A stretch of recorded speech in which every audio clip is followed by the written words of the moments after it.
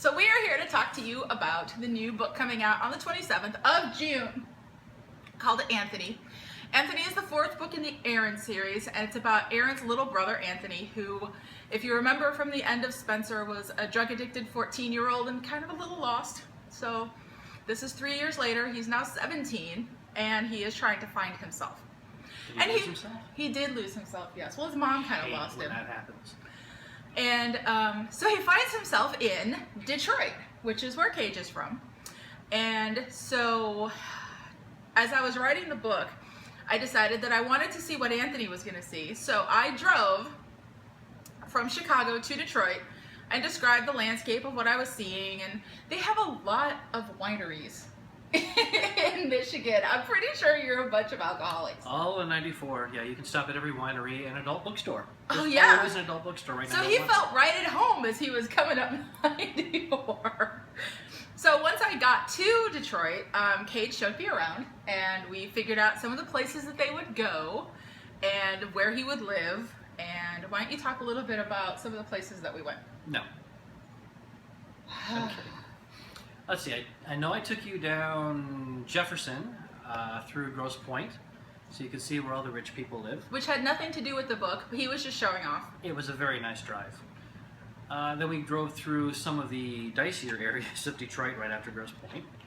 And then I took you down to a very, very, very famous four-story used bookstore, one of the biggest bookstores in the world. Which, when you read Anthony, you will recognize as you read it, because it was inspired based on the bookstore that we went to. But you didn't name it. I did not name it. You didn't name it in the book. No. No. For a very good reason why you didn't name it in the book, because they'd sue my pants off. Yeah. No sue. Yeah, no. And she's used to running around, at night without pants anyway, so. Tell them about Ferndale. Okay, we could do that.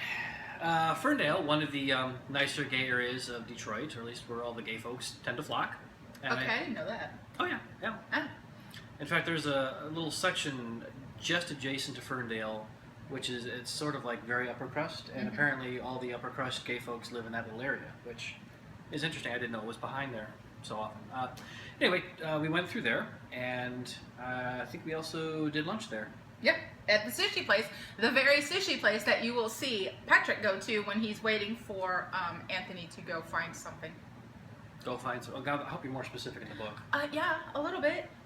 And you also have a couple of places that are not in Ferndale, but you put in Ferndale for the story. Yeah, the two places that I actually added were the liquor store where Anthony meets Patrick, and then around the corner there was a little pizza place, and I could not tell you if there's actually a pizza place around that corner, but he needed some place to eat. So. And there are pizza places around there that are really quite good.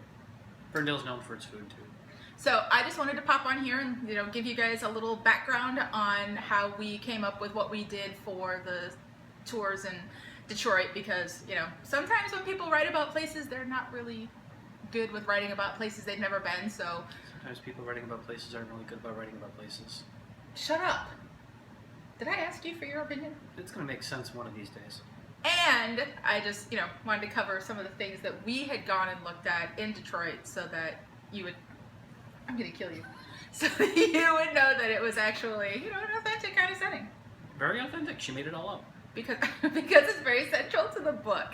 Okay, so I hope you guys enjoy Anthony, and, you pick it up. First of all, I want to thank you for reading me all these years. We've been at this for 7 years now, and just thank you for supporting us, and thank you for reading all of the romance novels and the MM novels, and just buying books and reading them. And not pirating them. Hey!